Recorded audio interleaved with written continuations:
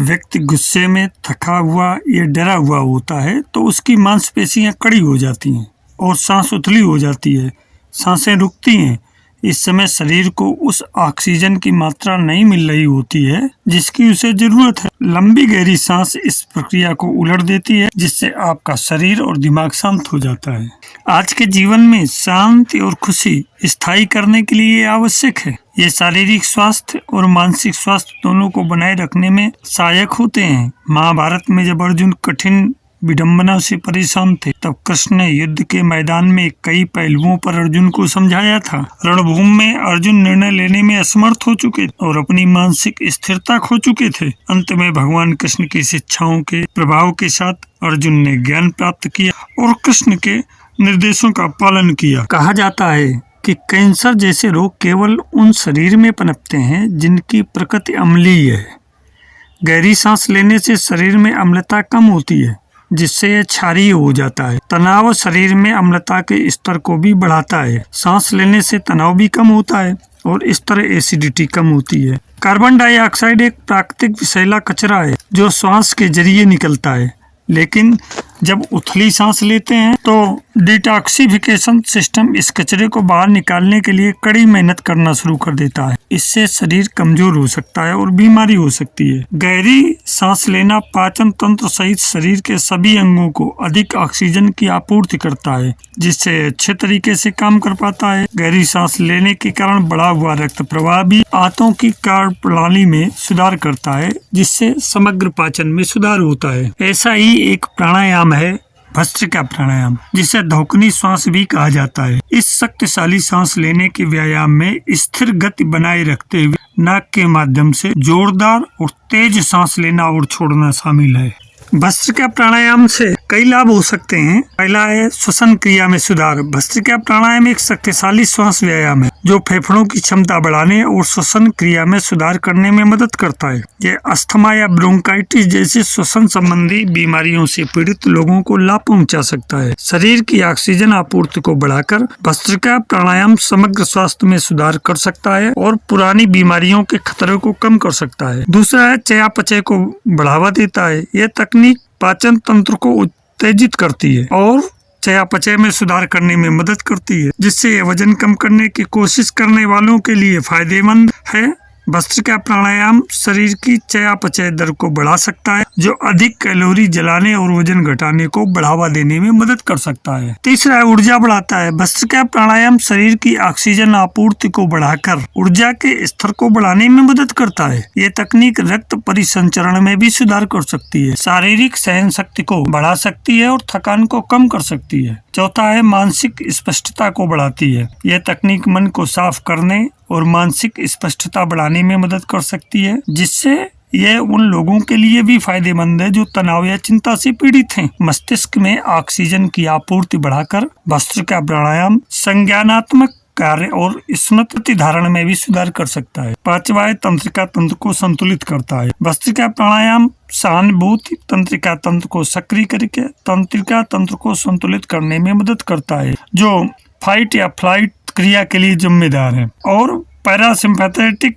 तंत्रिका प्रणाली जो आराम करो और पचाओ प्रतिक्रिया के लिए जिम्मेदार है। इन दोनों प्रणालियों को संतुलित करके भस्त्रिका प्राणायाम तनाव को कम कर सकता है और विश्राम को बढ़ावा देता है। छठा है शरीर को विषमुक्त करता है। भस्त्रिका प्राणायाम शरीर से विषाक्त पदार्थों को निकालने और रक्त को शुद्ध करने में मदद करता है, जिससे समग्र स्वास्थ्य में सुधार होता है। यह तकनीक लसिका प्रणाली को भी उत्तेजित कर सकती है, जो अपशिष्ट को खत्म करने और विसरण को बढ़ावा देने में मदद कर सकती है। सातवां है प्रतिरक्षा प्रणाली में सुधार। भस्त्रिका प्राणायाम के नियमित अभ्यास से प्रतिरक्षा प्रणाली को मजबूत करने में मदद मिल सकती है, जिससे शरीर रोगों और संक्रमणों के प्रति अधिक प्रतिरोधी हो जाता है। भस्त्रिका प्राणायाम समग्र स्वास्थ्य सुधार और तनाव को कम करके शरीर की प्राकृतिक सुरक्षा को बढ़ावा दे सकता है। आठवां है मन को शांत करता है। ये तकनीक मन को शांत करने और तनाव को कम करने, समग्र मानसिक और भावनात्मक कल्याण में सुधार करने में मदद कर सकती है। भस्त्रिका प्राणायाम भी विश्राम को बढ़ावा दे सकता है और नींद की गुणवत्ता में सुधार कर सकता है, जिससे जीवन की समग्र गुणवत्ता में वृद्धि हो सकती है। नवा है, ये एकाग्रता बढ़ाता है। भस्त्रिका प्राणायाम मस्तिष्क में रक्त परिसंचरण को बढ़ाने, एकाग्रता और मानसिक फोकस को बढ़ाने में मदद करता है। ये तकनीक संज्ञानात्मक कार्य और स्मृति प्रतिधारण में भी सुधार कर सकती है, जिससे उन लोगों के लिए फायदेमंद हो जाती है जिन्हें लंबे समय तक ध्यान केंद्रित करने की आवश्यकता होती है। 10वां है कि हृदय स्वास्थ्य को बढ़ावा देता है। भस्त्रिका प्राणायाम हृदय में रक्त के प्रवाह को बढ़ाकर और रक्तचाप को कम करके हृदय स्वास्थ्य को बेहतर बनाने में मदद कर सकता है। ये तकनीक हृदय संबंधी सहन शक्ति में सुधार भी कर सकती है और हृदय रोग के खतरे को भी कम कर सकती है। भस्त्रिका प्राणायाम का अभ्यास करने के चरण, इसको चरणों में करिए। पहला है कि रीढ़ की हड्डी को सीधा रखते हुए और हाथों को अपने घुटनों पर रखते हुए एक आरामदायक क्रॉस लेग्ड स्थिति में बैठे। दूसरा ये है कि अपने शरीर और दिमाग को आराम देने के लिए कुछ गहरी लंबी सांसें लें। यह अभ्यास 2 मिनट तक करें। तीसरा है अपनी छाती और पेट को फैलाते हुए अपनी नाक से गहरी और जोर से सांस लेते हुए अभ्यास शुरू करें। चौथा है अपनी नाक के माध्यम से और जोर से और तेजी से सांस छोड़ें।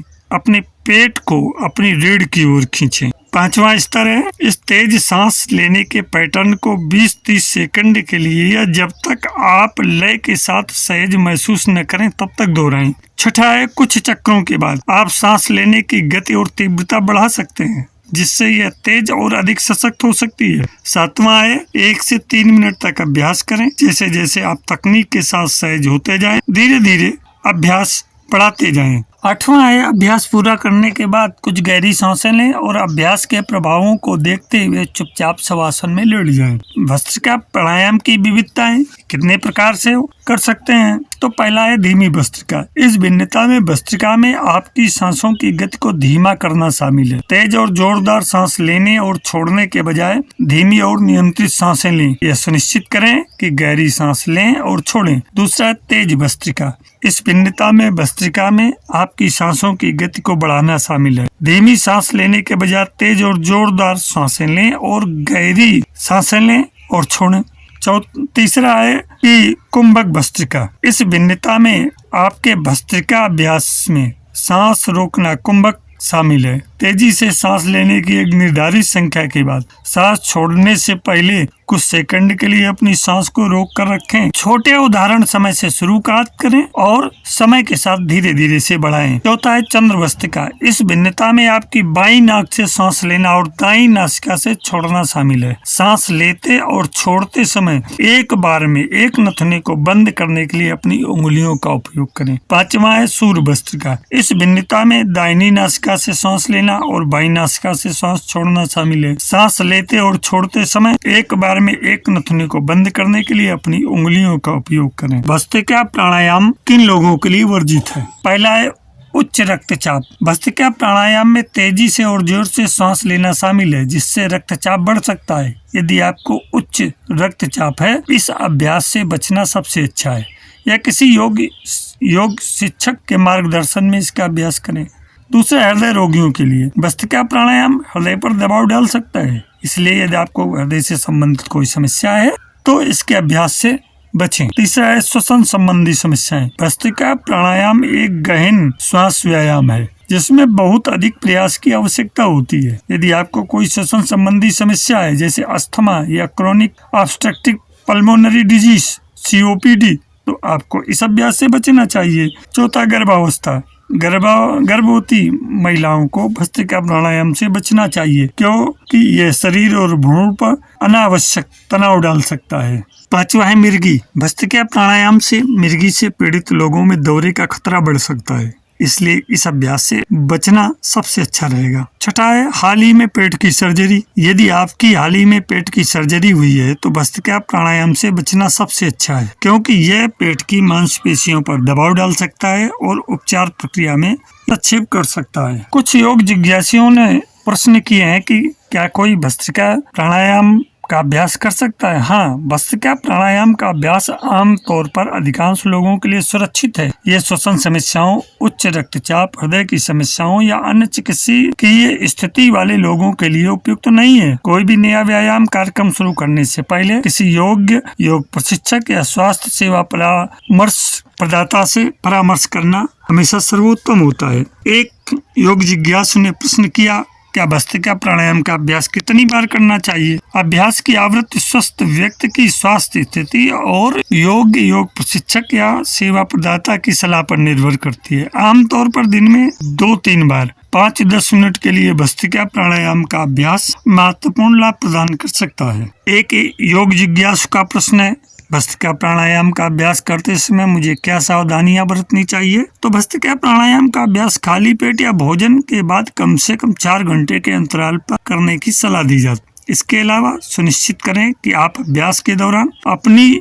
नाक से सांस लें, न कि मुंह से। मेरे अध्यात्म प्रेमी जिज्ञासु मित्रों, यद्यपि योग का अभ्यास पूर्व वैदिक काल में किया जाता रहा, हमारे महान ऋषि महर्षि पतंजलि ने अपने योग सूत्रों के माध्यम से योग की तत्कालीन मौजूदा प्रथाओं, इसके अर्थ और इससे संबंधित ज्ञान को व्यवस्थित और संहिताबद्ध किया। श्रीमद् भगवद गीता में भगवान कृष्ण ने कहा है कि योग हमारे कार्यों को शुद्ध करने के लिए है। योग मन को नियंत्रित करता है और इंद्रियां और योग को भक्ति के साथ सर्वोच्चता से जोड़ता है। धर्म के अनुसार आध्यात्मिक साधक कार्य करता है। स्वार्थ को त्यागे बिना योग का अभ्यास नहीं किया जा सकता है। योग अभ्यास करने पर यह जीवन में शांति, खुशी और ज्ञान रखने में मदद करता है। और है कि नाक से सांस लेना जरूरी क्यों है? नाक से सांस लेने पर नाक में उपस्थित रोम एवं म्यूकस अंदर आने वाली हवा को फिल्टर करते हैं। वहीं नाक के अंदर रिलीज होने वाली नाइट्रिक ऑक्साइड रोगाणुओं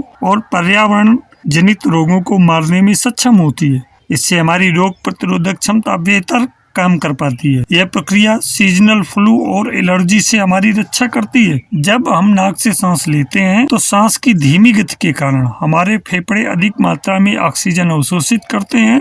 नाक से सांस लेते वक्त हम जिस मात्रा में सांस लेते हैं उसी मात्रा में छोड़ते हैं। सांस लेने में गड़बड़ी के कुछ लक्षण भी होते हैं, जैसे मुंह से सांस लेना, सांस का तेज चलना, सांस की आवाज आना, अक्सर निश्वास छोड़ना, गहरी सांस लेकर जमाई लेना, बोलने से पहले गहरी गहरी सांसें लेना। और मुंह से सांस लेने के लक्षण, उससे पता चलता है कि मुंह का सूखना, सोते समय खर्राटे लेना, नींद का बार बार खुलना, सोते समय सांस का बाधित होना, सुबह उठते समय मुंह का सूखा होना, सुबह उठने पर नाक का द्वार बंद होना, खांसी और सांस का उखड़ना, यह मुंह से सांस लेने के लक्षण हैं। अगर हम सही ढंग से ली गई सांस हमारे शरीर में फैली लगभग 1 लाख मील लंबी रक्त वाहिकाओं को प्रभावित करती है। सांस लेने का ढंग शरीर की हर कोशिका को कितनी ऑक्सीजन मिलेगी ये तय करता है। बच्चे के रूप में किस तरह सांस लेने की हमने आदत डाली है, इससे निर्धारित होता है कि वयस्क अवस्था में चेहरे की बनावट कैसी होगी। सांस का प्रकार आपकी बेचैनी बढ़ा सकता है और आपके मन को शांत भी कर सकता है। लोअर एवरेज यानी फेफड़ों के निचले तंत्र पर नियंत्रण बनाने में मदद करती है। नियंत्रित श्वसन प्रणाली, ये कार्य आसान नहीं होता। इसलिए मेरे अध्यात्म प्रेमी मित्रों, यदि हम सांस लेने का सही तरीका अपनाएं तो अनेक परेशानियों से बचे रह सकते हैं। प्राकृतिक रूप से उपलब्ध ऑक्सीजन को प्राणवायु माना गया है। हम वातावरण में उपस्थित ऑक्सीजन को सांस रूप में ग्रहण कर जीवाणुओं तथा विकार से मुक्त हो सकते हैं। ये हमारी ऊर्जा और सामर्थ्य शक्ति को बढ़ाती है और सशक्त करती है। सांस लेने छोड़ने की क्रिया से क्रोध को भी नियंत्रित किया जा सकता है, जैसा कि हमने पिछले वीडियो अंक में आपको बताया भी है। क्रोध आने पर कुछ पल सांस रोकने का प्रयास करें। सांस पर नियंत्रण से हाई ब्लड प्रेशर धीरे धीरे संतुलित होता है। तनाव होने पर कुर्सी पर सीधे बैठकर गहरी सांसें लें और धीरे धीरे छोड़ें। लंबी लयबद्ध और गहरी सांस लेने और कुछ पल रुक रुक कर सांस धीरे धीरे छोड़ते रहने से अपने फेफड़ों की संपूर्ण क्षमता का उपयोग करके अधिकतर लाभ प्राप्त किया जा सकता है। शोध बताते हैं कि गुनगुनाते समय छोड़े जाने वाली सांस में नाइट्रिक ऑक्साइड की मात्रा लगभग 15 गुना बढ़ जाती है। इससे मस्तिष्क को पर्याप्त आराम मिलता है। आज की जीवन शैली में लोगों को अपनी परेशानियां कम करने के लिए विशेष रूप से लयबद्ध सांस लेने छोड़ने की कोशिश करनी चाहिए। रात को सोने के समय गहरी सांस लेने, थोड़ा रुक कर धीरे धीरे छोड़ने व फिर कुछ रुक कर सांस लेने पर अपना ध्यान केंद्रित करें। जरूर फायदा होगा। सांस लेने और छोड़ने का ये आसान तरीका अपनाने से अपना ध्यान व्यर्थ की बातों से हटाकर एकाग्र करने में भी सहायता मिलेगी। निश्चित रूप से ये वीडियो अंक आपके लिए अधिक उपयोगी सिद्ध होगा। जीवन के साथ योग चैनल में आज इतना ही। धन्यवाद।